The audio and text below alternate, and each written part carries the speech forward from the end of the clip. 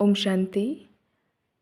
आज का जो प्रश्न एक मीठी बहन ने पूछा है कि मेरे मन में एक प्रश्न है, ऐसा क्यों होता है कि जब तक हम ज्ञान से और ज्ञानियों से जुड़े रहते हैं तब तक हमारा मन सही विचार साफ रहता है, लेकिन जैसे ही हम उस किताब को बंद करके बाहर आते हैं, ज्ञानियों से थोड़ा दूर हटते हैं, तो फिर से वही संसार की कमियां उसमें फंसने लग जाते हैं। गुस्सा करना, परेशान होना, ऐसे भाव फिर से हावी क्यों होने लगते हैं, जबकि हमें पता है कि ये गलत भाव है, गलत विचार है, लेकिन फिर भी वो विचार आते रहते हैं।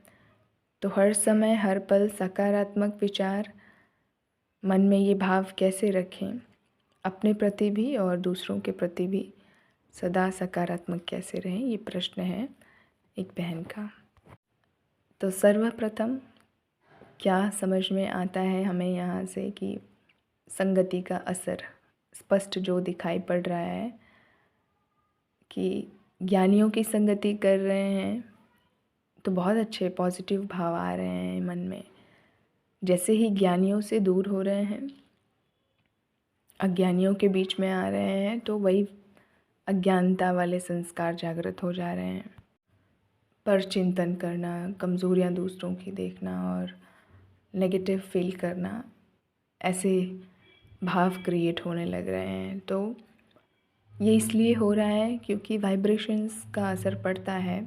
जैसे वायुमंडल में हम रहते हैं, जैसी प्रकृति में रहते हैं, जैसे लोगों के साथ रहते हैं, तो वहाँ पर दो कंडीशंस होती हैं। अगर उनकी नेगेटिविटी है, ज़्यादा है, उनका ऑरा ज़्यादा नेगेटिव ब्लैक है, स्ट्रॉन्ग है, तो वो सारी अपनी ब्लैक एनर्जीज़ या फिर नेगेटिव एनर्जीज़, डार्क एनर्जीज़ हमारी तरफ रेडिएट करेंगे। और अगर हमारी कम है शक्तियाँ पॉजिटिविटी की, तो हम उनके ही बहकावे में आ जाएंगे। माना जो वायुमंडल है नेगेटिविटी का, अशुद्ध विचारों का, कमज़ोरियों का, परचिंतन प्रदर्शन का, उससे हम प्रभावित हो जाएंगे। लेकिन अगर सत्संग कर रहे हैं, ज्ञानियों का संग कर रहे हैं, पॉजिटिविटी का संग कर रहे हैं, मुरली पढ़ रहे हैं, बाबा की संगति में हैं, सबसे बेस्ट तो साथ भगवान का ही होता है। और कैसे वो साथ होता है? स्मृति से हम उसको अपने मन बुद्धि से याद करते रहें, मन मना भव हो करके। और उसके लिए स्टेप्स क्या होता है?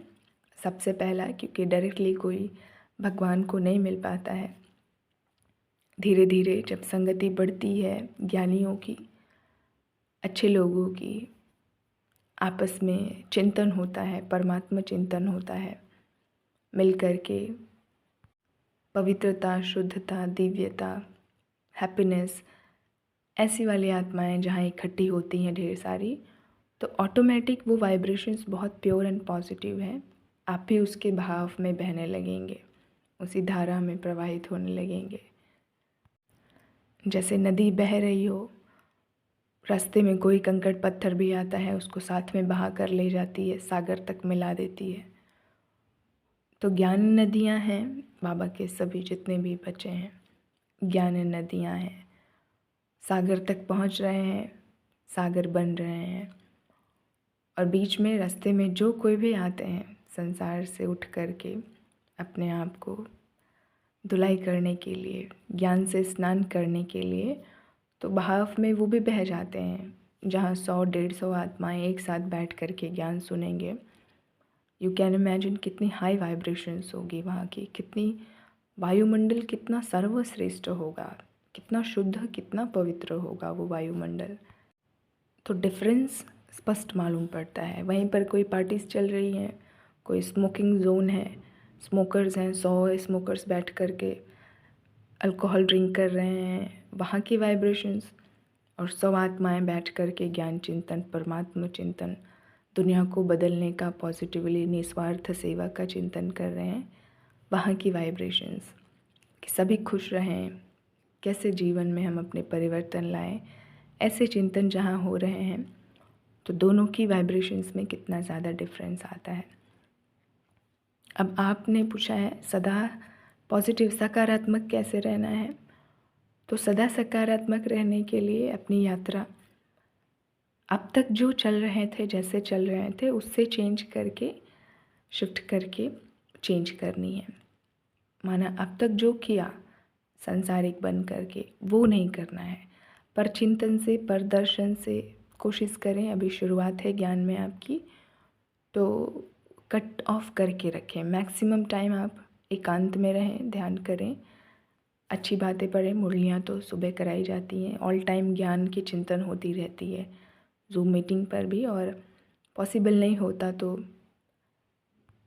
आप खुद से भी स्टडी करें, अच्छी किताबें अपने पास रखें, मुरलियाँ रखें। सेंटर्स सारा दिन भी वहाँ पर भी नहीं रह सकते, तो आप वहाँ से आते हैं बैक, उसके लिए बहुत सारे आपको युक्तियाँ दी गई हैं।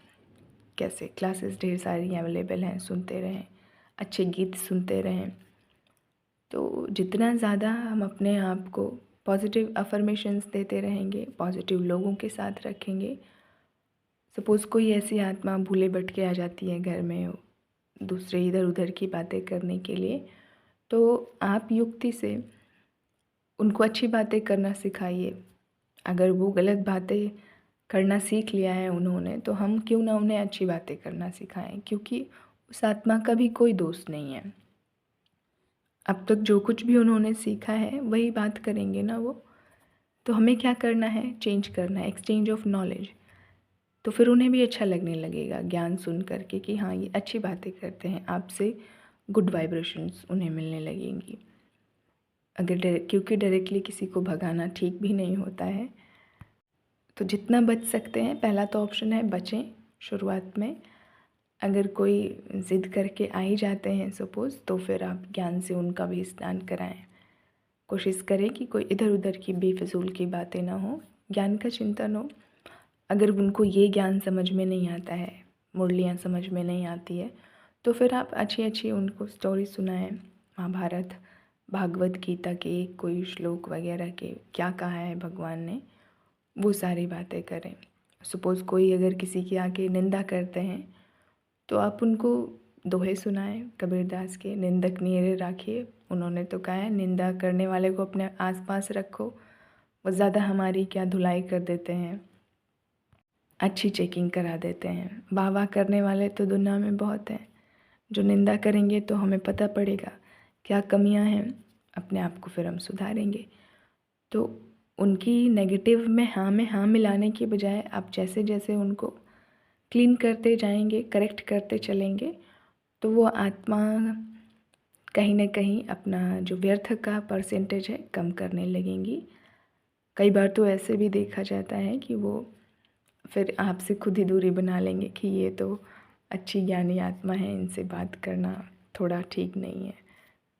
तो जब आपकी वाइब्रेशंस हाई होने लगेंगी ना, पॉजिटिव होने लगेंगी बहुत, तो जो व्यर्थ नेगेटिव लोग हैं वो आपसे ऑटोमेटिक दूर हो जाएंगे। ये स्पष्ट हमने देखा है।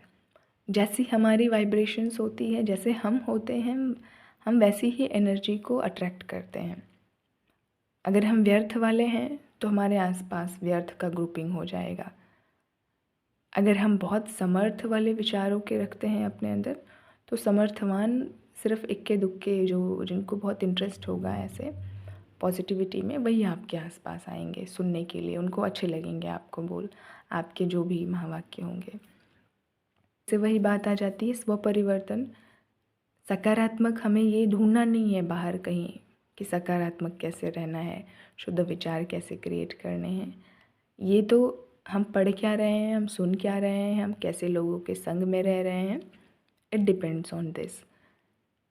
जैसे जैसे हमारी बढ़ती जाएगी पावर, योग से, ज्ञान से, ध्यान से, अध्यात्म में हम जितना लीन होते जाएंगे, उतना ही पॉजिटिव हमारे विचार होते जाएंगे, उतना ही शुद्ध मन होता जाएगा, उतना ही धीरे धीरे धीरे हम वैसे लोगों को ही अपने आसपास पाएंगे।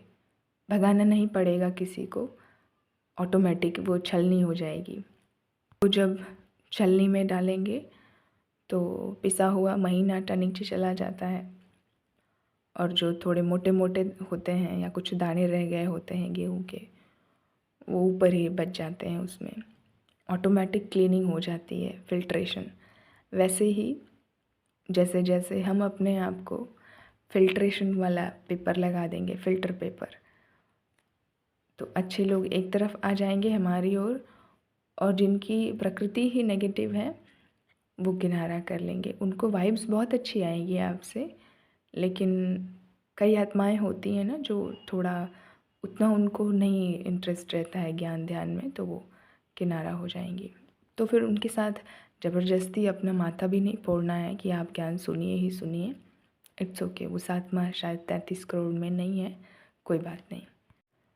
तो परखने की शक्ति बढ़ती जाएगी धीरे धीरे, निर्णय लेने की भी शक्ति बढ़ती जाएगी, समाने की भी शक्ति बढ़ती जाएगी। बहुत विस्तार को सार में भी हम कर लेंगे। लाइफ में हमारे क्या इम्पोर्टेंट होता है, लिमिटाइज़ करना खुद को। माना कि एक ग्रुप सर्कल है जो हमारा, वो छोटा हो और बहुत प्यारा हो, श्रेष्ठ हो। ऐसा नहीं कि बहुत ज़्यादा लोगों को सर्कलिंग कर लिया कि इनको भी ये दुनियादारी के लोगों को भी उसमें ले लिया ग्रुप सर्कल में, और फिर उलझे जा रहे हैं उसी में। तो ऐसे नहीं करना है। छोटा सा सर्कल हो अपना, बाबा, मैं, ज्ञानी आत्माएं, दैट्स ऑल। क्योंकि टू मच विस्तार में जाएंगे, अगर बहुत एक्सपांशन करने लग जाएंगे तो कहीं ना कहीं एनर्जीज़ भी उतनी अपने अंदर भरनी पड़ेगी। बहुत ज़्यादा एक्सपांड करने के लिए, विस्तार में जाने के लिए बहुत ज़्यादा एनर्जी चाहिए होती है, और जब तक स्टॉक भरपूर नहीं होगा अपना, बहुत बड़ा सर्कल अपना नहीं रखना है, छोटा लिमिटेड ही रखना है। ओके, आई होप ये आंसर आपको क्लियरली मिल गया होगा। बाकी आपको करना क्या है ये भी मालूम पड़ गया होगा। तो अपने ऊपर वर्क कीजिए, हिम्मत नहीं हारनी है। धीरे धीरे एक एक स्टेप, एक एक कदम भी आगे रखते चलेंगे ना, तो भी मंजिल तक पहुंच जाएंगे। इस बात को लेके परेशान भी नहीं होना है कि बाकी सभी तो कितने आगे निकल गए ज्ञान में, हम तो कितने पीछे ही रह गए, अभी तो हम नए नए हैं। But it's not like that. आप लास्ट सो फास्ट भी जा सकते हैं। धैर्यता वाली शक्ति चाहिए आपको थोड़ी सी, ठीक है। पेशेंस रखते हुए आगे बढ़ना है, रुकना नहीं है। Slow and steady wins the race. जैसे कछुआ और खरगोश की भी कहानी है। खरगोश समझता है कि मैं तो बहुत फास्ट दौड़ता हूँ, तुरंत जा कर के पहुँच जाऊँगा अपनी मंजिल तक, और जा कर के तेज़ दौड़ लगा कर के आधे रास्ते ही सो जाता है। जबकि कछुआ धीरे धीरे ही चलता है लेकिन अपनी मंजिल तक पहुँच जाता है। तो वो स्टोरी भी बहुत मोटिवेशनल अच्छी है, वहाँ से भी हमें सीख लेना है कि धीरे स्टेप वाइज भी चलेंगे अगर, और लगातार चलते रहेंगे बिना रुके, तो ज़रूर मंजिल तक पहुँच जाएंगे, बाप समान बन जाएंगे। तो किसी को बहुत आगे ज़्यादा देख करके परेशान नहीं होना है। अभी आप जहाँ पर हैं अपनी चेकिंग करके, फिर अब आगे मुझे क्या करना है ये डिसाइड करके बहुत प्यार से आगे बढ़ना है, खुशी खुशी बढ़ना है, बहुत परेशान हो करके नहीं। ओके, ओम शांति।